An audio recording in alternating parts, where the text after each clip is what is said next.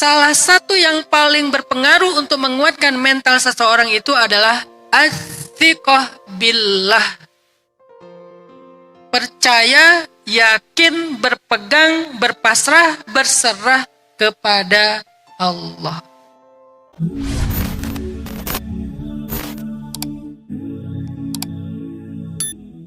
Kenapa stres? Banyak faktornya. Bisa karena diputusin, bisa juga karena emang gak diputusin, ditolak. Diputusin lebih berat. Ini cuma ditolak doang. Kalau diputusin udah dikasih harapan terus ditinggalin ya. Ini gak dikasih harapan, ditolak.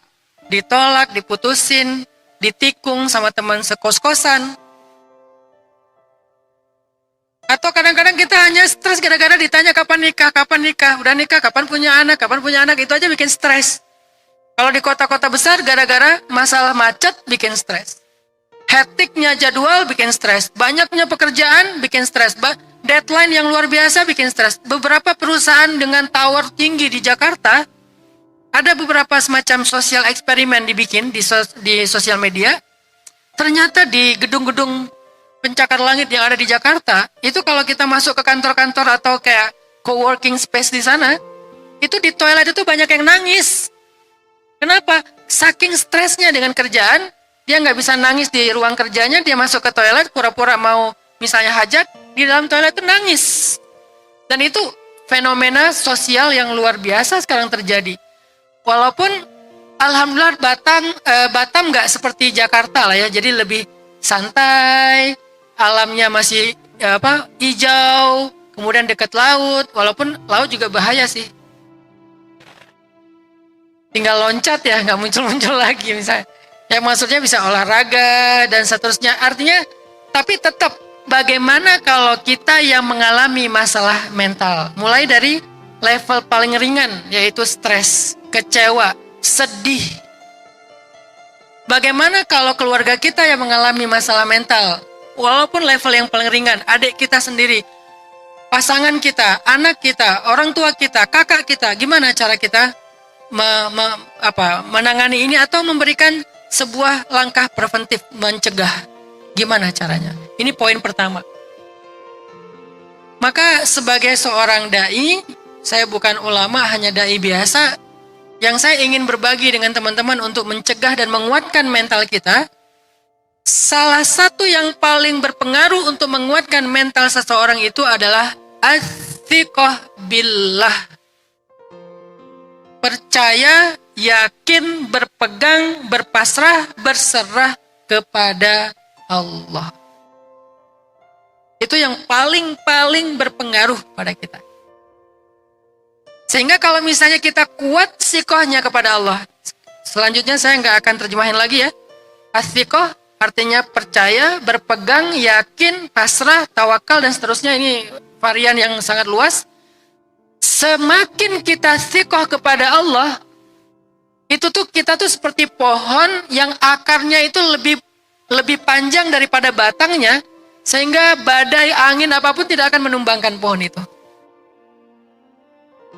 Badai sosial media, badai mantan, badai kerjaan, badai pemilu, badai apalagi sosial, badai karir, badai apalagi, apapun badainya nggak bikin kita tumbang. Mungkin goyang ya, namanya juga kena angin, tapi nggak akan tumbang. Apa akarnya? Akarnya tuh thiqah billah. Di mana akar itu tumbuh? Di dalam hati.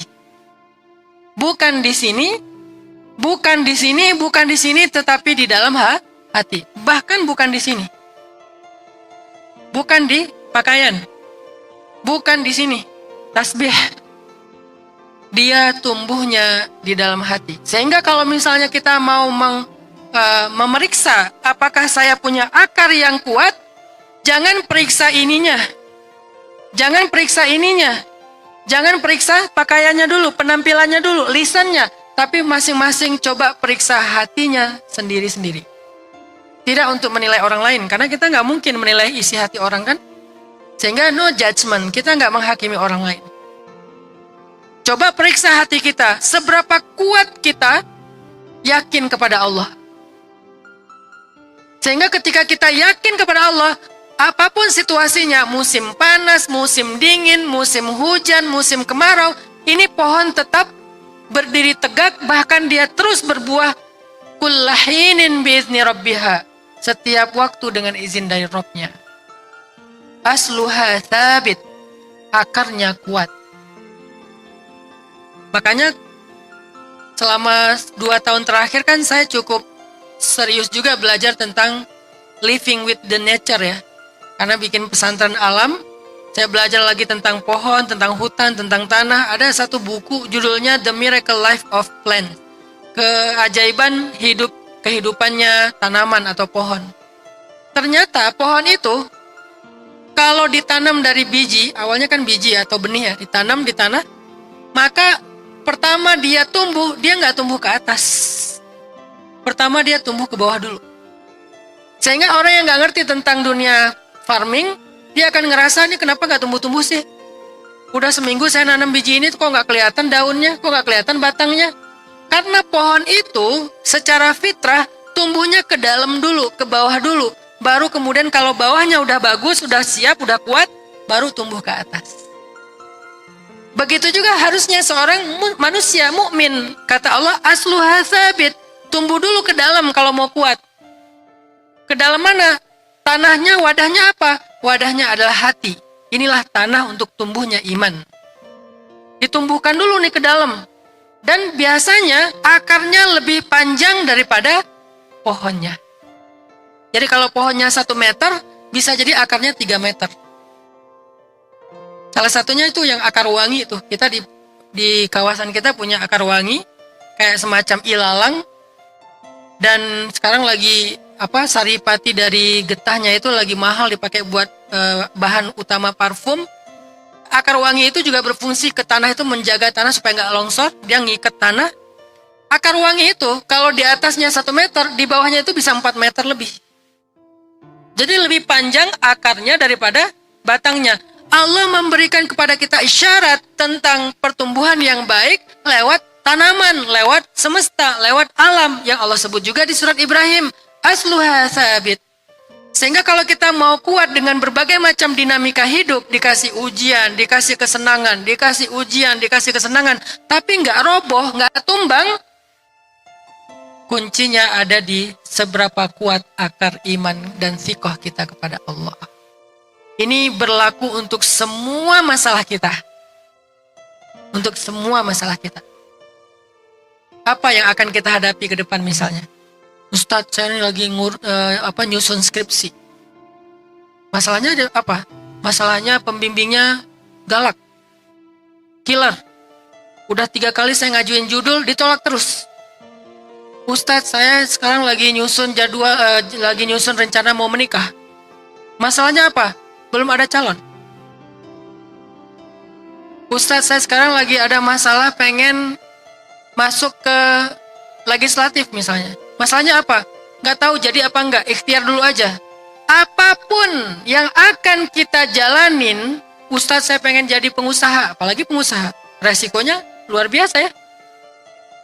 Saya mau kerjasama sama teman saya ngemodalin, dia ngerjain.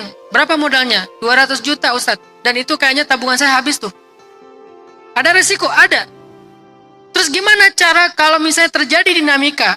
Misalnya dinamikanya kita rugi, dinamikanya kita bermasalah, dinamikanya kita nggak jadi, atau apapun dinamika yang intinya adalah di luar harapan kita, supaya kita nggak tumbang, supaya kita tegar, supaya kita sabar, atau kalau dinamikanya justru yang kita harapkan, jadi, atau misalnya sukses, atau misalnya skripsinya diterima, nilainya bagus, atau misalnya untungnya besar, nggak bikin kita lupa diri, kemudian semakin jauh dari Allah dan membawa kita kepada kebinasaan sendiri. Gimana caranya biar kita tetap teguh dalam kebaikan, dalam keadaan sarra atau dalam keadaan dharra? Dalam keadaan dikasih nikmat atau dalam keadaan dikasih ujian? Tetap dalam keadaan tegak, dalam keadaan sehat seperti pohon. Harus kuat akar iman dan thiqah kepada Allah. Saya teringat kisah Jadi sebelum saya bahas kisah, kalau kita mau mengukur iman kita kuat apa enggak di dalam hati, salah satu caranya adalah coba perhatikan selama ini. Kalau kita punya masalah, nih ada masalah nih. Tiba-tiba kan masalah itu datang kan? Tiba-tiba datang masalah. Siapa yang pertama kita pikirkan? Yang langsung spontan ya, bukan setelah sejam, 2 jam, spontan. Ada masalah, teng langsung siapa yang pertama kita pikirkan? Atau apa yang pertama kita pikirkan?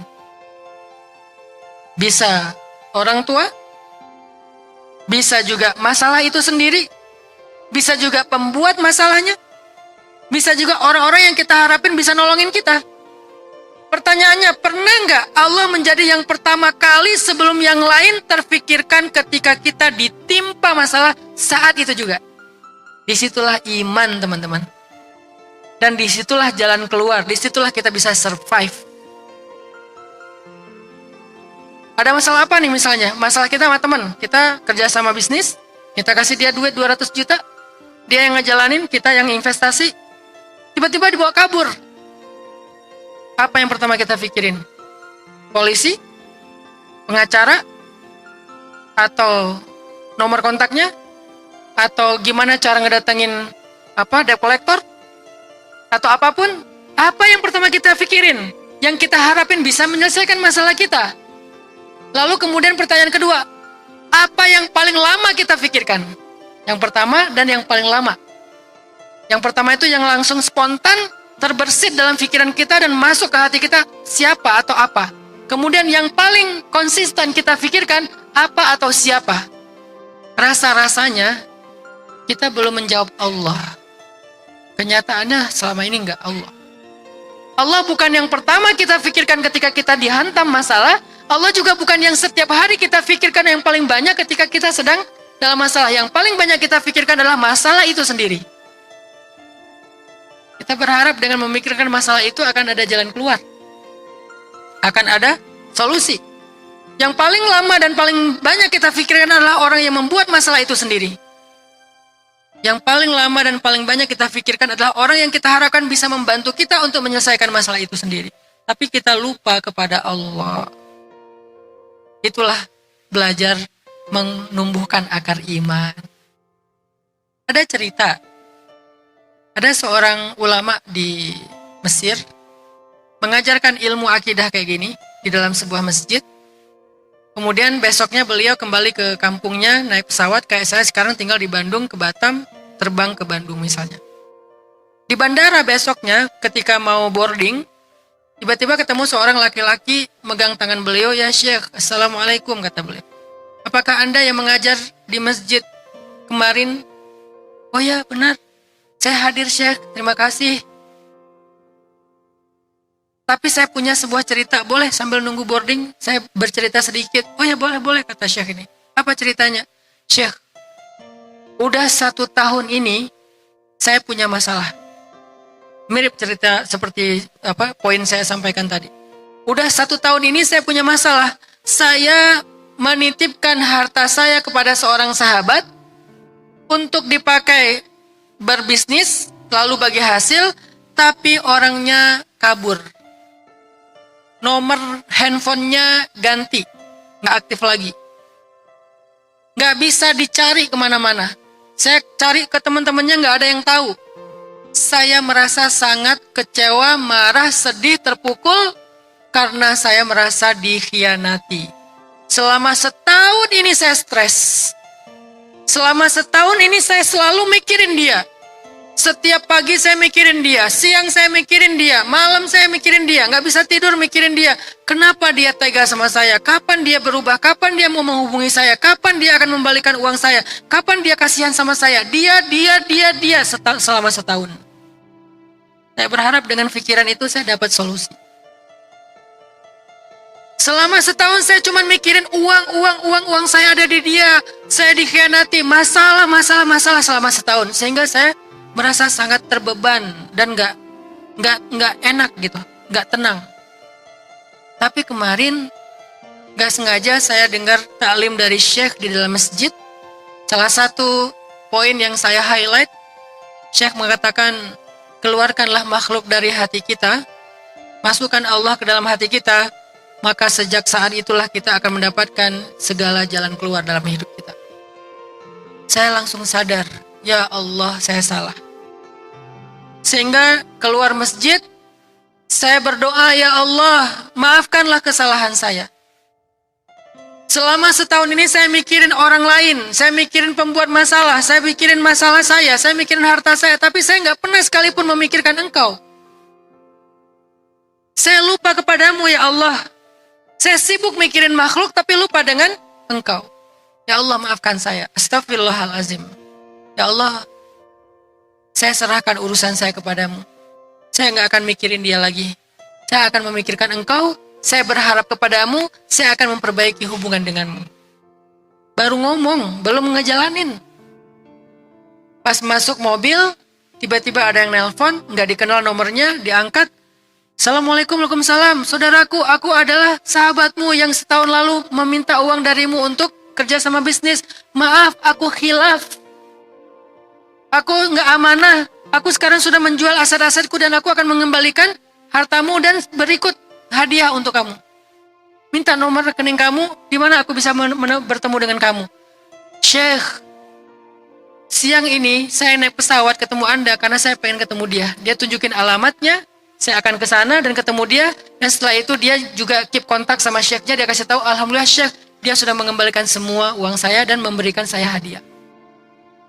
Baru sebentar saja dia memikirkan Allah, Allah langsung tunjukkan keajaiban. Tapi setahun dia mikirin manusia, tidak ada satupun yang terjadi dalam hidupnya. Jadi kekuatan mental kita dalam menghadapi dinamika apapun dalam hidup kita, itu ada di sini. Bukan di sini. Ini tuh supporting system, kalau bahasa anak muda sekarang. Ada, alhamdulillah. Kurang, nggak apa-apa. Karena ini bukan intinya. Manusia adalah supporting. Ada mereka, alhamdulillah, Allah yang mendatangkan mereka kepada kita. Tapi bukan mereka intinya. Semua mereka ini, mau dia adalah harta, mau dia adalah manusia, semua itu adalah wasilah, media, jalan, sebab. Tetapi sumbernya satu, Allah Subhanahu wa Ta'ala. Makanya, kalau kita dapat kiriman paket hadiah yang spesial misalnya, dititipkan ke seorang kurir, bukan COD, hadiah, kita nggak perlu bayar. Misalnya senangnya apa? Saya misalnya senangnya kuda nih, senang main kuda. Tiba-tiba ada yang ngasih saya kuda dengan spek kuda paling ideal. Ada garis putihnya di sini sedikit. Kemudian ada kayak semacam apa ya? Yang di kepala kita tuh kayak apa? Kayak pusaran tuh. Kayak ubun-ubun gitu ya. Bukan ubun-ubun sih. Itulah pokoknya apa? Ya unyang-unyang ya. Ada di sini di leher, itu tanda-tanda kuda bagus. Yang paling lebih kelihatan lagi adalah kakinya, 3 dari kakinya itu ada kaos kaki. Tapi satu nggak punya kaos kaki, yaitu kaki kanan depan. Nggak ada kaos kaki. Yang lain ada kaos kaki putih. Ngasih ke saya misalnya, warna kudanya tuh sangat bold, hitam banget. Kirim ke saya lewat seorang supir truk, karena dikirim pakai truk. Dikirim hadiah kuda untuk Ustaz Hanan karena ulang tahun. Kira-kira yang paling besar rasa penghargaan dan terima kasih saya ke supir truk atau kurirnya, atau kepada yang mengirimnya? Kepada yang mengirimnya. Walaupun saya tetap bilang makasih kepada kurir, udah nganterin dalam keadaan yang tidak ada yang cacat. Saya bilang makasih kepada si abang supir truknya. Tapi saya nggak akan selesai mengucapkan terima kasih berkali-kali dengan pakai segala emotikon dikeluarin. Saya telepon langsung terima kasih yang banyak kepada yang mengirim. Begitulah kita dalam hidup. Yang bisa ngasih kita solusi itu Allah. Tapi solusinya bisa Allah kasih langsung, bisa Allah titipkan lewat siapapun. Kenapa Allah titipkan? Kenapa nggak langsung aja? Karena dengan Allah titipkan, Allah ingin sekaligus memberi kita solusi plus menjalinkan kita silaturahim dengan seorang muslim. Allah bisa aja langsung kasih, tiba-tiba rekening kita nambah. Entah dari mana. Bisa, mudah buat Allah. Tapi bisa juga Allah ngasih lewat seseorang yang kemudian jadi saudara baru kita. Kalau Allah ngasih langsung, kita nggak punya tambahan saudara. Allah udah ngasih, dikasih kebaikan bonus, yaitu persaudaraan. Sehingga kita jadi akrab sama seseorang. Jadi saling berukhuwah, bersaudara, saling membantu. Walaupun sebetulnya yang mengirimkan kita kebaikan itu bukan dia cuma bawain. Yang mengirimkan adalah Allah. Disitulah kita belajar yakin, belajar thiqah, belajar iman kepada Allah, teman-teman. Dan itu modal banget untuk supaya memiliki kekuatan mental seperti pohon yang teguh dalam dinamika apapun. Jadi coba kita belajar sekarang, yang pertama tadi kan Allah. Ada masalah langsung Allah dulu. Sebelum masalah, sebelum pembuat masalah, sebelum yang orang kita harapkan bisa ngasih solusi terhadap masalah. Sebelum Allah. Kehilangan sesuatu, Allah. Kecewa, Allah. Sakit hati, Allah. Sedih, Allah. Pertama yang terbersit secara spontan harusnya Allah di dalam pikiran dan hati kita. Baru di situ kita punya akar. Dan la tahzan setelahnya. Gak usah khawatir. Biar Allah yang beresin setelahnya. Aman banget hidup kalau udah kayak gitu. Aman. Saya jamin. Saya yakin. Saya juga lagi belajar mempraktekannya sejak dulu. Setiap saya ceramah kayak gini, saya sama seperti lagi belajar juga. Lagi mendengarkan nasihat untuk diri saya sendiri.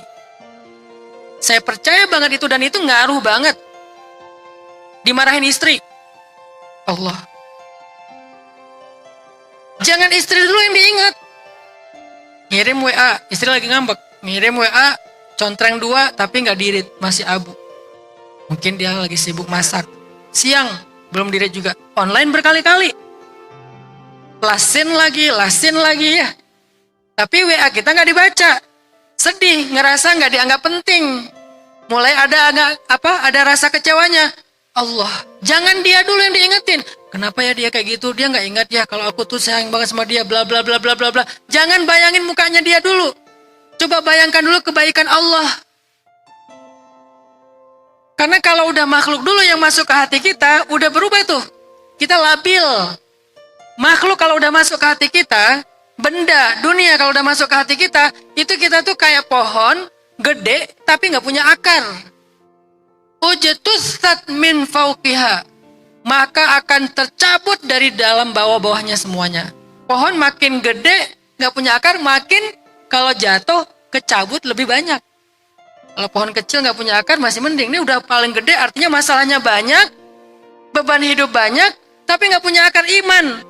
Karena yang ada di hatinya bukan Allah, yang ada di hatinya adalah makhluk, yang ada di hatinya adalah dunia. Makin jatuh tuh pohon. Itulah kita hari ini dengan beban hidup yang mungkin nambah, semakin bertambah usia kan nambah beban hidup. Kita harus mengurus keluarga, harus mengurus orang lain, dan seterusnya. Nambah beban hidup kita. Aktif di organisasi, ngurus orang banyak. Di rumah, ngurus keluarga. Udah menikah, ngurus pasangan. Gak lama kemudian ngurus anak-anak. Anak-anak semakin tumbuh, nambah lagi bebannya. Sekolah dan seterusnya.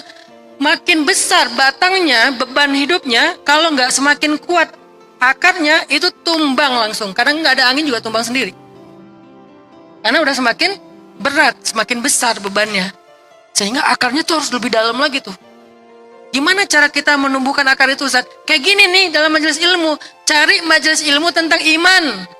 Bukan majelis perdebatan, bukan majelis yang saling mencela dan menjatuhkan, yang bisa nambah iman kita. Kita datang ke sini capek-capek kan bukan untuk pakai kaca pembesar ngelihat kesalahan orang lain. Pengen pakai cermin ngelihat kesalahan diri sendiri biar kita bisa tumbuh imannya. Sehingga kuat di dalam hati kita. Oh, Allah. Nanti setelah Allah, yakin sama Allah, berserah sama Allah, baru istri. Itu ringan. Hadapilah cemberut istri dengan iman. Quote of the day. Hadapilah kalimat yang sangat kejam yaitu kita jadi temenan aja, kita jadi adik kakak aja dengan iman. Itu kalimat kejam banget ya. Jadi adik kakak, mending kita jadi musuh deh gitu. Karena kalau adik kakak teman akrab tapi nggak jelas statusnya. Kalau musuh kan jelas jauh, nggak baperan. Artinya hadapilah masalah itu dengan iman. Jangan mikirin orangnya, jangan mikirin masalahnya. Udah aja iman sama Allah. Apapun lah pokoknya. Ini general, berlaku untuk apapun. Nggak ada spesifikasi khusus, nggak. Ini sangat general. Karena iman adalah akar dalam kehidupan seorang mukmin. Mau masalahnya masalah finansial, masalah karir, masalah keluarga, masalah sosial, masalah pribadi, masalah keluarga, masalah masyarakat, masalah negara, bangsa, iman. Saya teringat kisah di zaman Umar bin Khattab sebagai Amirul Mukminin. Waktu itu salah satu provinsi Islam itu adalah Mesir. Jadi Mesir belum jadi negara, masih provinsi. Gubernur Mesir waktu itu adalah Amr bin As. Suatu ketika Mesir diuji dengan musim kemarau panjang. Saking panjangnya kemarau di Mesir sampai sungai Nil itu kering. Belum pernah terjadi sungai Nil itu kering kecuali pada saat itu. Sungai Nil yang membelah 3 negara, yang panjangnya luar biasa, yang lebar, yang dalam, tiba-tiba kering di kawasan Mesir saking kemaraunya. Lalu ladang-ladang gandum dan jagungnya penduduk Mesir gagal panen. Kelaparan di mana-mana, kriminalitas mulai naik, kesenjangan terjadi, keamanan terganggu. Keadaan negara gunjang-ganjing dan seterusnya. Wah, pokoknya mengerikan keadaan Mesir waktu itu selama beberapa tahun. Sampai kemudian orang-orang Mesir protes kepada Amr bin As. Ini apa solusi ini? Gimana nih caranya? Kami kelaparan, anak-anak kami kurang gizi dan seterusnya. Maka Amr bin As mengirim surat meminta pertolongan kepada Amirul Mukminin Umar bin Khattab di Madinah. Ya Amirul Mukminin, Mesir sedang dilanda dengan kemarau panjang. Sungai Nil kami hampir kering dan ladang-ladang kami sudah gagal panen dan seterusnya. Kelaparan terjadi di mana-mana, penyakit mulai banyak. Tolonglah kami wahai Amirul Mukminin, beri kami solusi sebagai presiden. Kemudian Umar bin Khattab membalas surat Amr bin As dengan satu kalimat, lalu dilipat, digulung, diberikan kepada utusan. Umar mengatakan kepada utusan itu, jangan pernah engkau membuka surat ini kecuali sampai kepada Amr bin As. Setelah surat ini sampai kepada Amr bin As, minta kepada Amr bin As untuk membacakan surat ini di depan penduduk Mesir. Dibawalah surat Amirul Mukminin Umar bin Khattab kepada Amr bin As. Sampai di sana diserahkan kepada Amr bin As, katanya jangan dibuka kecuali di depan penduduk Mesir sekalian dibacakan.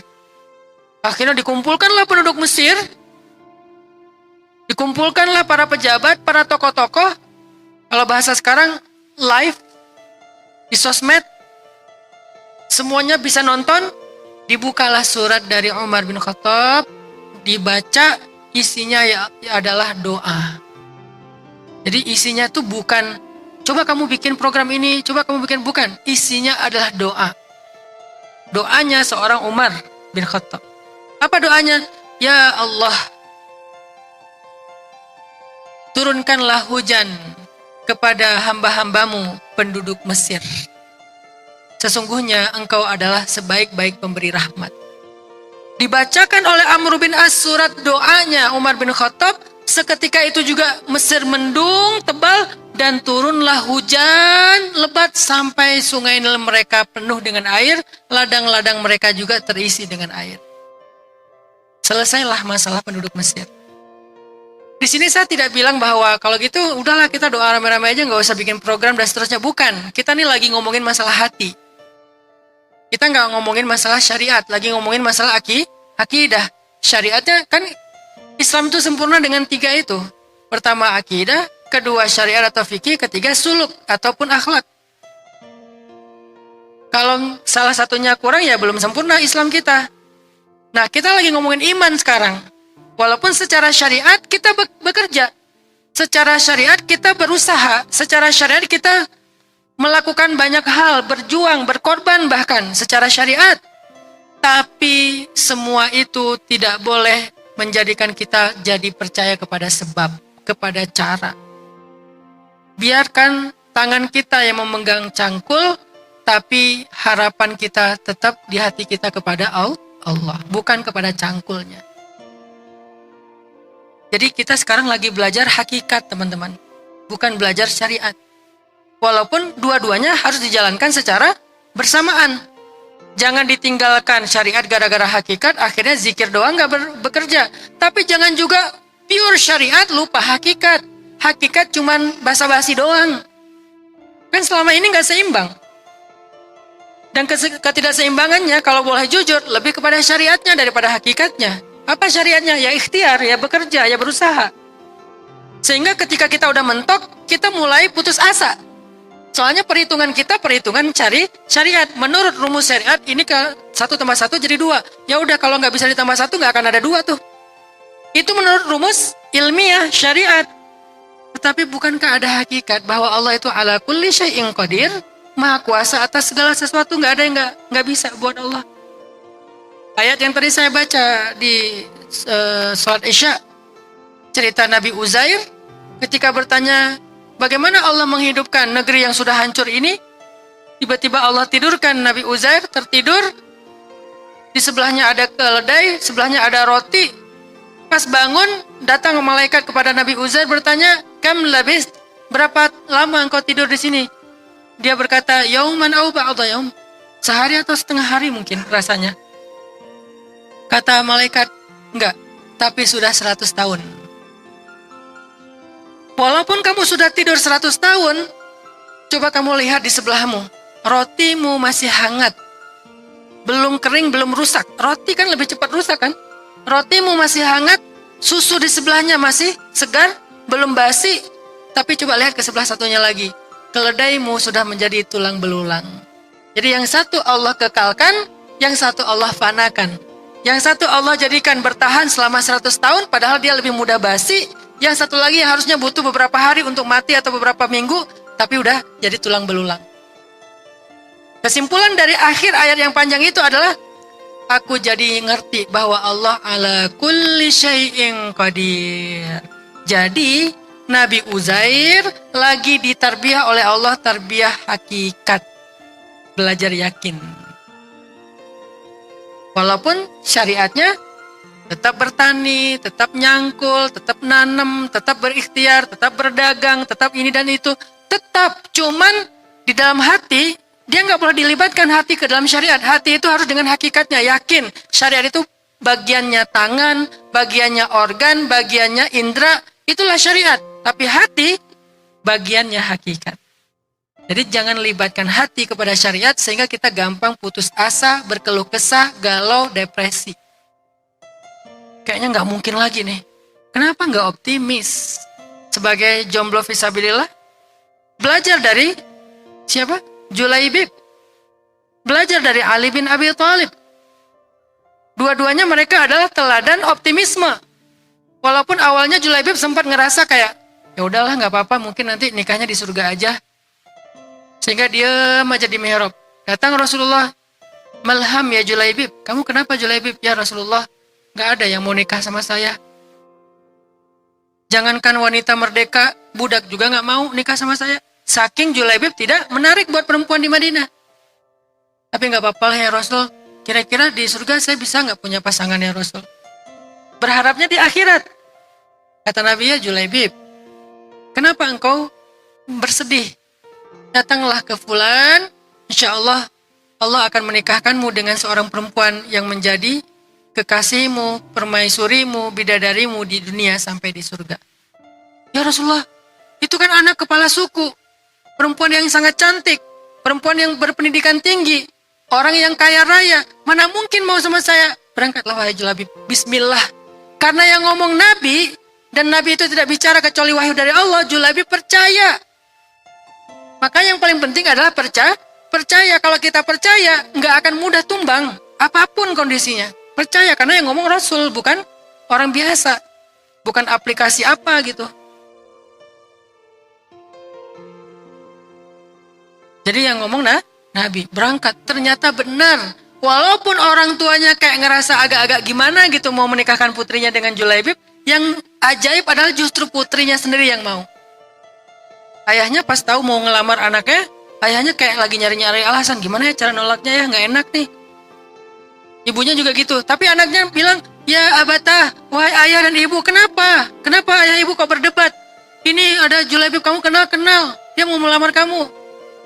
Diutus sama Rasulullah yang menyuruh untuk dia melamar kamu. Wahai ayah, kenapa ayah masih mempertanyakan keputusan Allah dan Rasulnya? Terus gimana? Terima Julaibib, walaupun Julaibib. Kamu serius? Banget.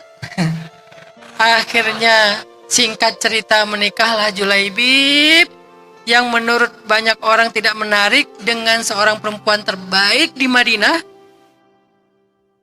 Dan hari kedua setelah menikah, Julaibib berangkat membela negaranya, membela nabinya, berangkat berjihad bersama Rasulullah dan mendapatkan kebaikan syahid. Maka istrinya ini tidak lagi menikah seumur hidupnya, menunggu Julaibib di surga. Padahal baru sehari. Ditungguin sampai di surga. Kenapa? Inilah yang terbaik di sisi Allah. Makanya kalau percaya Allah ala kulli syai'in qadir, falimal ya'as. Kenapa berputus asa? La tahzan. Balik lagi ke sini. Ada orang yang ngerasa kayak dijahatin seseorang dengan kejahatan yang kayak di atas rata-rata. Pernah dulu ada cerita seorang perempuan dizolimi suaminya.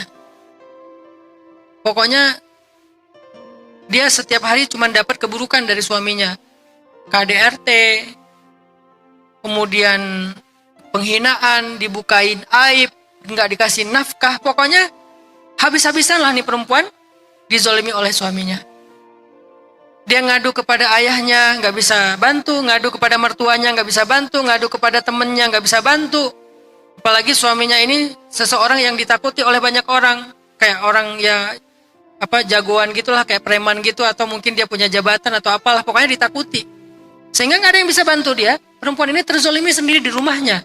Oleh orang yang menikahinya, suaminya sendiri. Sampai kemudian suatu saat ada kesempatan dia berangkat umroh bersama dengan orang tuanya. Berangkat umroh. Suaminya masih di rumah. Umroh pertama. Ketika dia melaksanakan tawaf, di depan pintu Ka'bah, dia adukan semua masalah dan keluh kesah dia kepada Allah. Yang selama ini dia adukan kepada makhluk. Bertahun-tahun dia adukan masalahnya kepada makhluk, tidak ada yang berubah dalam keadaannya. Tapi begitu dia umroh, di depan multazam, pintu Ka'bah, dia adukan semua masalahnya sambil menangis. Ya Allah, dia memanggil Allah. Dan ini kata yang paling ajaib yang ada di antara semua langit dan bumi. Allah.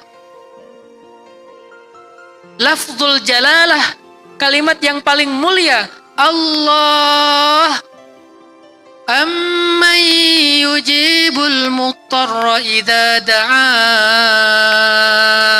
Muttar. Apa arti muttar?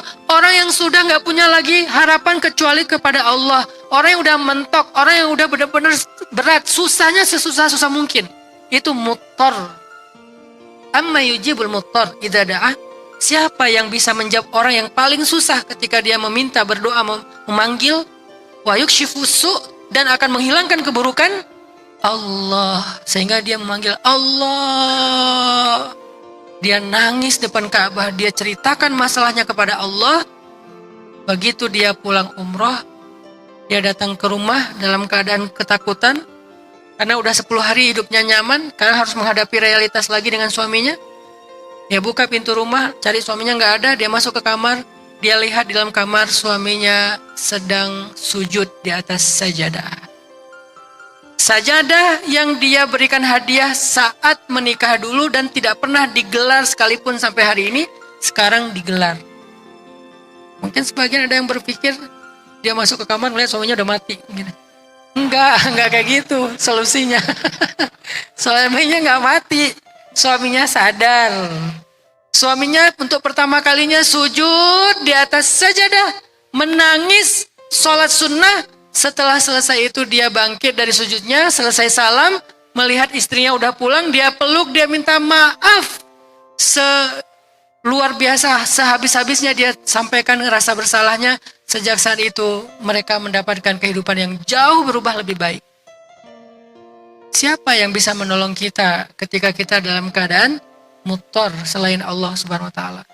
Yang dibutuhin itu adalah as-siqah.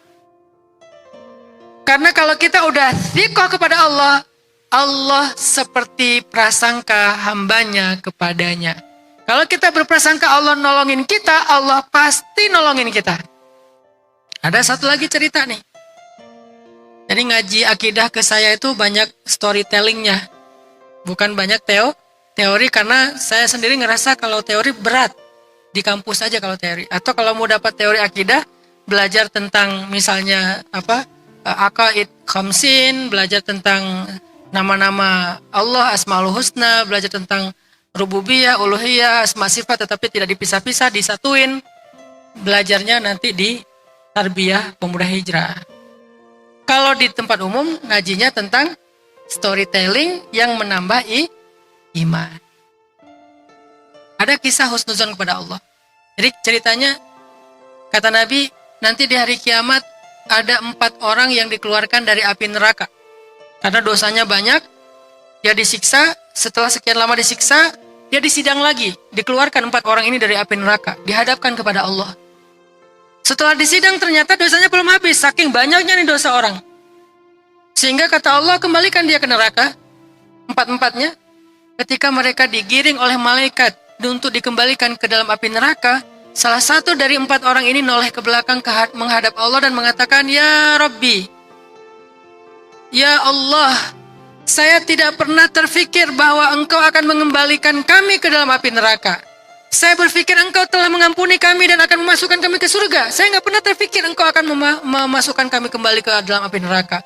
Allah langsung berfirman kepada malaikat, wahai malaikat, sesungguhnya benarlah prasangka hambaku. Masukkanlah dia dan beserta 3 orang temannya, 4-4-nya ke dalam surga.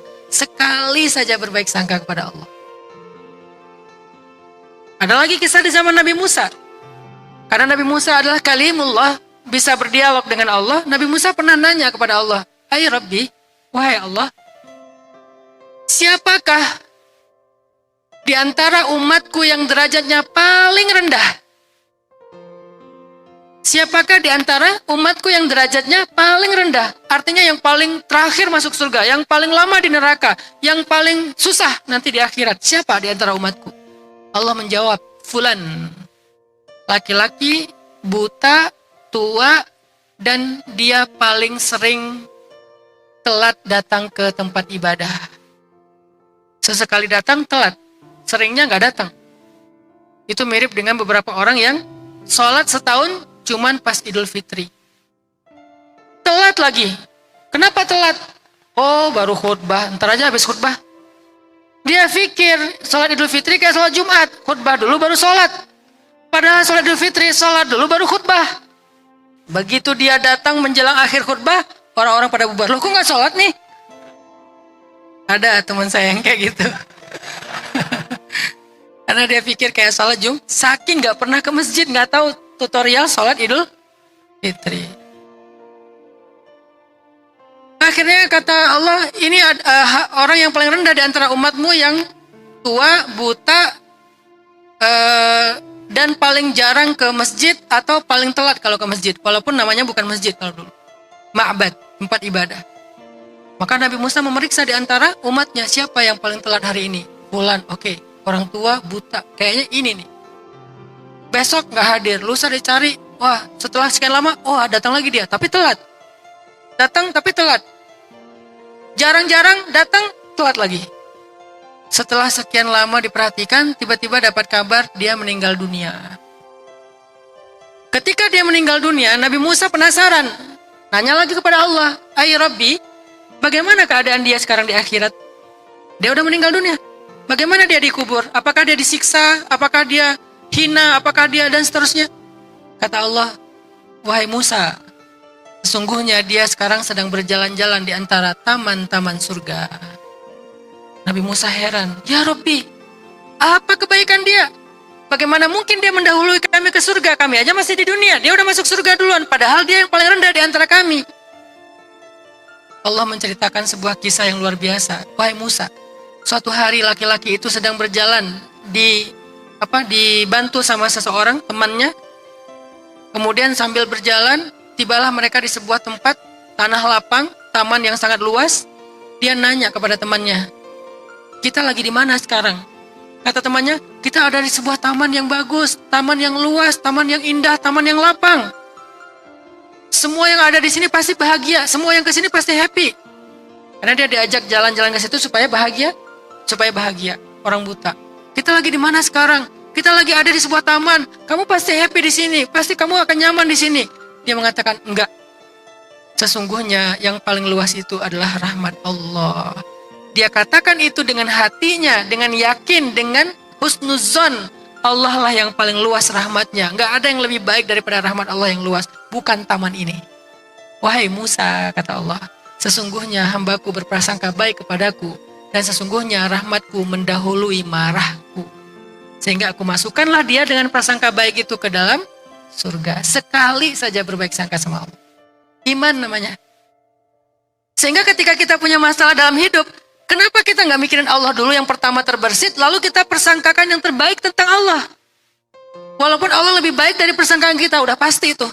Tapi minimal kita punya persangkaan yang baik. Pertama yang terbersit adalah Allah, bukan makhluk, bukan masalah, bukan pembuat masalah, bukan yang mencari solusi.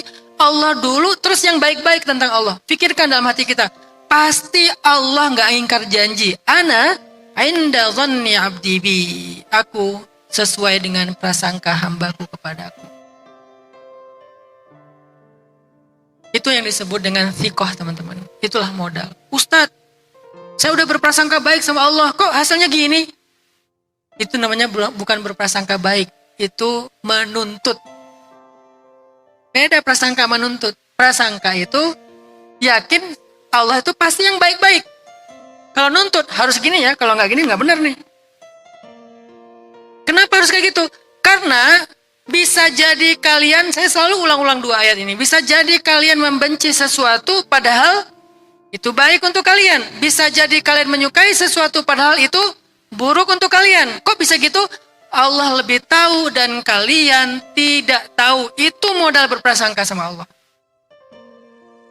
Ini pasti ada kebaikan nih. Kok jadi kayak gini ya? Oh, ada kebaikan nih. Itu prasangka namanya. Kenapa? Karena bisa jadi yang kalian gak suka itu ternyata baik. Bisa jadi yang kalian suka ternyata buruk. Maka Allah lebih tahu, kalian gak tahu. Itu prasangka yang dimunculkan. Yang cerita saya motor hilang. Kok hilang sih? Oh, bisa jadi menurut Allah pengen dikasih yang lebih gede. Allah kasih yang lebih gede. Dua lagi tuh.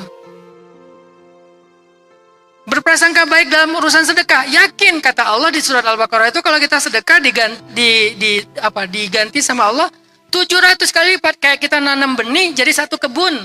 Dan bukan cuman benih, kebunnya tuh pohon. Udah ada buahnya. Nanam satu benih jadi satu kebun, 700 pohon yang sangat subur. Kan untung besar. Kalau kita berbaik sangka dalam hati kita, wah ya udah saya kalau ada kelebihan rezeki nggak sedikit banyak pun semangat. Kenapa? Biar bertambah. Tapi kita nggak boleh mendikte Allah bahwa yang saya maksud bertambah itu yang paling baik itu artinya uang ya Allah, rupiah, rekening ya, saldo. Nggak boleh didikte. Bisa jadi yang kita anggap baik ternyata nggak baik buat Allah. Allah konversi. Dikonversinya apa? Dalam kesehatan, dalam kebahagiaan, dalam kesolehan keluarga. Dan itu mahal, kadang kita nggak sanggup beli. Lebih mahal daripada angka-angka yang kita punya. Saya pernah nanya ke beberapa jamaah, coba kalau dikasih pilihan, harus milih salah satu di antara dua, tapi nggak boleh pilihan yang ketiga. Pilihan yang pertama, dapat uang 100 juta, untung dalam sebuah perniagaan. Tapi kemudian sakit, karena punya uang, sakitnya enak. Gimana? Berobat di rumah sakit, ngambil kamar VIP, dokternya spesialis, kamarnya gede, ada kulkasnya, ada TV-nya, ada bed sofanya. Keluarga nungguin kita, bahkan sampai keluarga pun jadi reuni gara-gara kita di rumah sakit. Saking nyamannya berobat di situ. Ya, kan enak tuh berobatnya orang kaya ya. Nggak ngedengerin pasien sebelah yang batuk-batuk atau sakaratul maut, kita ke bawah. Kan kadang-kadang kalau yang satu kamar berdua, bertiga, apalagi rame-rame berlima itu kan sana batuk, yang sana muntah-muntah, yang sana nazak, sakaratul maut, teriak-teriak. Kita kan kayak, apakah saya udah beda alam? Ini karena orang kaya, sakit pun enak. Sakit enak, berobatnya nyaman. Datang dokter spesialis profesor lagi. Namanya dokter spesialis kan beda sama yang baru latihan. Dia ngomongnya tuh yang nyemangatin. Oh ini mah besok juga udah bisa pulang. Sakit biasa. Padahal obatnya ditambah. Tapi katanya sakitnya biasa. Besok juga udah sembuh. Besok juga udah pulang. Biar menyemangati kita untuk sembuh. Bagus dokternya. Nyaman. Bahkan dikasih nomor kontak pribadinya dokter. Jadi kita kayak ngerasa punya akses langsung ke dokter yang paling senior. Nyaman karena punya uang 100 juta. Seminggu dirawat, alhamdulillah sembuh, pulang pas mau nebus biaya rumah sakit, alhamdulillah selesai 100 juta. Atau pilihan yang kedua, nggak ada uang 100 juta, tapi nggak sakit. Pilih yang mana? 100 juta, sakit, berobat yang nyaman, sembuh, bayar 100 juta. Atau nggak ada 100 juta dan nggak sakit. Nggak ada pilihan ketiga ya, cuma ada dua. Pilih yang mana kalau kita harus memilih? Udah pasti kita memilih yang kedua lah. Kita nggak mau sakit. Dan seringnya hidup kita tuh kayak gitu teman-teman. Cuma kita aja nggak sadar. Allah nggak ngasih kita musibah, Allah nggak ngasih kita sakit, Allah nggak ngasih kita masalah keluarga, Allah nggak ngasih kita pengkhianatan dari orang terdekat. Dan itu kalau kita mau bayar, mahal. Makanya jangan ngedikte Allah. Pokoknya yakin aja yang terbaik ada di sisi Allah. Itulah namanya husnuzon. Atau bisa juga maknanya bukan sekedar Allah memilihkan yang terbaik. Fa inna ma'al usri yusra. Diulang lagi. Inna ma'al usri yusra. Bersama dengan kesulitan ada kemudahan. Bersama dengan kesulitan ada kemudahan. Artinya apa? Kesulitan tidak pernah turun ke muka bumi sendiri. Pasti dia barengan dengan kemudahan. Itu pasti, satu paket. Udah pasti. Sehingga kalau kita ngalamin sebuah kesulitan dalam hidup, jangan cuma lihat kesulitannya, mana sisi kemudahannya. Yakin ada. Nah disitulah muncul husnuzon kepada Allah. Datang masalah, wah bawa kemudahan. Gitu yang kita pikirin, husnuzon. Tadi apa lagi masalahnya? Masalah dengan dosen, ditolak judul. Wah mau dikasih nilai bagus misalnya. Atau apalah kemudahan yang lain yang kita nggak pernah tahu. Pokoknya ada, kita aja yang belum tahu sekarang. Tapi ada, yakin. Kenapa kok yakin? Karena Allah yang berfirman, fa inna ma'al usri yusra, inna ma'al usri yusra. Satu paket, nggak ada fa inna ma'al usri, ya usri, inna ma'al usri, ya usri, ya nggak ada itu. Yang ada fa inna ma'al usri yusra, udah satu paket, ditegasin lagi. Dan kalimatnya ma'a, bersama, bukan setelah. Setelah kesulitan ada kemudahan. Setelah itu kan bisa 100 tahun, 200 tahun ya. Ini bersama, paketnya tuh datang bareng. Kenapa kita? Dan biasa, dan seringnya kemudahannya itu lebih besar daripada kesulitannya. Jadi kalau datang kesulitan teman-teman, lihatlah dia sebagai kurir anugerah yang besar yang sedang datang kepada kita. Dia kurirnya. Emang kurang nyenengin sih kurir itu. Yang bernama kesulitan. Tapi kalau kita tahu dia bawa paket yang mahal, gak apa-apa, kurang nyenengin juga. Nyebelin juga gak apa-apa. Ada kurir nyebelin misalnya. Tapi dia tuh bawa sesuatu yang berharga. Gak apa-apa deh, sabar-sabarin aja dikit. Yang dia bawa lebih penting. Soalnya gak ada yang bisa bawa yang ini, kecuali dia. Kadang-kadang misalnya kayak gini. Ada asisten rumah tangga. Cerewet orangnya. Kalau ngomong tuh gak diem-diem. Terus aja ngomong panjang. Kenapa kok dipekerjakan terus di rumah itu kok gak dipulangkan ke kampungnya? Kenapa? Karena kebaikan dia itu lebih besar daripada cerewetnya. Sehingga disabar-sabarin aja deh cerewetnya si bibi. Tapi kan beres rumah. Anak-anak semuanya rapi, mandi semuanya dan dididik. Dan dia dekat juga sama anak-anak. Bahkan kadang-kadang kalau saya nggak pulang 2 hari, nggak apa-apa. Anak-anak udah dekat sama si bibi misalnya nih. Kan kita mikirin sisi positifnya dan sehingga kita sabar kan dengan sisi kekurangannya. Begitu juga dengan kesulitan dan kemudahan. Kemudahannya besar, kesulitannya sedikit, sabarin aja dulu. Kenapa? Karena dialah yang membawa kemudahan yang besar itu. Fa inna ma'al usri yusra, inna ma'al usri yusra. Cerita terakhir sebelum saya tutup. Tersebutlah kisah. Ada 2 orang solihin. Suka saling mengunjungi, bersilaturahim setahun sekali. Suatu saat, orang yang pertama mengunjungi temannya ke rumahnya, tok tok tok, assalamualaikum. Dari dalam rumah terdengar suara, siapa? Bukan waalaikumsalam. Siapa? Saya Fulan bin Fulan, sahabatnya Fulan. Apakah ini rumahnya? Ya, kenapa? Saya ingin mengunjunginya, saya ingin silaturahim, ingin mendapatkan nasihat. Apakah dia ada di rumah? Nggak ada, dia lagi cari kayu bakar, dia lagi pergi. Biarin aja dia mati di hutan. Dasar suami nggak benar. Wah, ngomel. Ternyata istrinya ini ngomel tentang suaminya. Dibuka aibnya, dihina suaminya di depan tamu. Akhirnya tamunya nunggu depan pintu, nggak masuk. Tiba-tiba datanglah laki-laki sahabatnya itu dari hutan, cari kayu bakar. Datang, turun dari bukit, bawa kayu bakar. Tapi uniknya kayu bakarnya dipikulkan ke atas seekor singa. Singa bawa kayu bakar dia. Bukan keledai, bukan domba, bukan sapi, singa. Singa bawa kayu bakar, dia jalan kayak Tarzan. Wis gaya gitu. Assalamualaikum, waalaikumsalam, Masya Allah. Akhirnya mereka ketemu, ditaruhlah kayu bakar di belakang. Terus dia katakan, kembalilah engkau dengan izin Allah ke hutan. Singa itu langsung balik ke hutan. Masuk ke rumah. Sampai di dalam rumah, yang punya rumah laki-laki ini, dia masak sendiri, dia hidangin sendiri, tamunya dia ladeni sendiri. Istrinya di kamar, tidur-tiduran, nggak ngapa-ngapain. Jadi semua diurus sendiri. Lalu mereka duduk, makan bareng, cakap-cakap, setelah itu tamunya pulang. Tahun depan giliran datang lagi. Setiap tahun dia datang. Tahun depan datang, tok-tok, Assalamualaikum. Waalaikumsalam. Hah, beda. Tahun kemarin, siapa? Kalau sekarang, Waalaikumsalam. Suaranya pun udah lembut. Dengan siapa? Saya Fulan, saya sudah sahabatnya Fulan. Apakah dia ada di rumah? Oh, dia nggak di rumah, dia lagi nyari kayu bakar. Dia seorang suami yang baik, dia bertanggung jawab, soleh. Wah, dipuji suaminya. Hah, kaget dia. Nunggu depan rumah. Tiba-tiba laki-laki itu datang, turun dari bukit, bawa kayu bakar, dipikul sendiri. Udah nggak ada cerita singa. Susah payah mikul kayu bakar. Saudaraku, akhirnya ketemu, taruh kayu bakar di belakang rumah, masuk ke rumah. Ketika masuk ke rumah, istrinya masakin untuk mereka masakan yang enak, dihidangin segala macam. Terus dikatakan, ada lagi yang engkau butuhkan, maaf ya kami nggak bisa menyambut tamu dengan baik. Suaminya sama sekali nggak kesusahan di rumah itu, karena semua dilakukan sama istrinya. Laki-laki ini heran. Ya Fulan, aku heran dengan kehidupanmu. Apa yang sedang engkau alami dalam 2 tahun ini? Dia cerita, saudaraku, tahun lalu engkau datang ke sini ketika aku sedang diuji oleh Allah dengan kesulitan di dalam rumah. Engkau tahu istriku? Oh iya, tahu banget. Allah sedang mengujiku dengan istriku. Dia selalu menyakiti perasaan aku, dia menghina aku, membuka aibku, dia nggak pernah taat kepada aku. Allah mengujiku dengan kesulitan di dalam rumah. Tetapi di waktu yang sama, Allah memberikan kemudahan bagiku di luar rumah.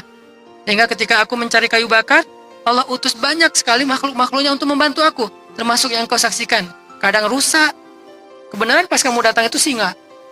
Singa bawain kayu bakarnya. Tapi kemudian istriku itu meninggal dunia. Lalu aku dikaruniai istri berikutnya, solehah, baik, taat, sangat menolong suaminya, memudahkan suaminya. Sehingga aku tidak lagi dapat kemudahan di luar rumah. Kenapa? Sudah dapat kemudahan di dalam rumah. Kadang hidup kita kayak gitu teman-teman. Ketika kita dapat kesulitan di satu sisi, jangan lihat itu doang. Betapa kesulitan di sisi itu telah membawa banyak kemudahan kita di sisi yang lain. Kita nggak sadar.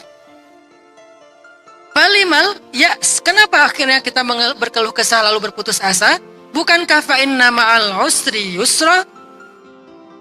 Kalau kita udah yakin dengan ayat ini, begitu datang kesulitan, kita jadi bukan lagi takut, malah bawa kemudahan nih, Masya Allah. Semangat gitu menghadapi kesulitan ya. Tapi kalau gitu boleh nggak Ustaz minta berdoa kepada Allah supaya ditarik kesulitannya? Boleh. Berdoa boleh, tapi mengeluh enggak. Kenapa? Kalau kita mengeluh dan mengusir kesulitan dengan keluh kesah, bisa jadi Allah akan mengangkat kesulitan beserta dengan kemudahan sekaligus. Tapi kalau kita berdoa kepada Allah supaya diangkat kesulitan, maka Allah berkenan mengangkat kesulitan dan membiarkan kemudahan tetap bersama kita. Makanya yang dilarang itu berkeluh kesah. Berdoa minta yang terbaik boleh, itu bukan keluh kesah. Ya Allah, saya sakit. Engkau Maha Penyembuh, sembuhkan saya. Padahal sakit datang membawa kemudahan. Tapi karena kita berdoa, sakitnya diangkat, kemudahannya tetap. Tapi kalau kita sakit, kita ngeluh. Ya Allah, kurang apa lagi dari saya? Kenapa kok harus saya? Apa maunya engkau kepada saya? Yang lain gak kayak gini, bla bla bla bla bla. Allah angkat kesulitan beserta dengan juga kemudahan sekaligus. Yang dilarang adalah berkeluh kesah. Mudah-mudahan ini menjadi 1 hour booster.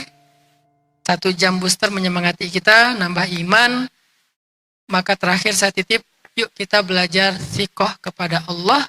Itulah modal kita untuk menjalani dinamika hidup sehingga kita nggak mudah kena mental. Barakallahu fikum. Wassalamualaikum warahmatullahi wabarakatuh.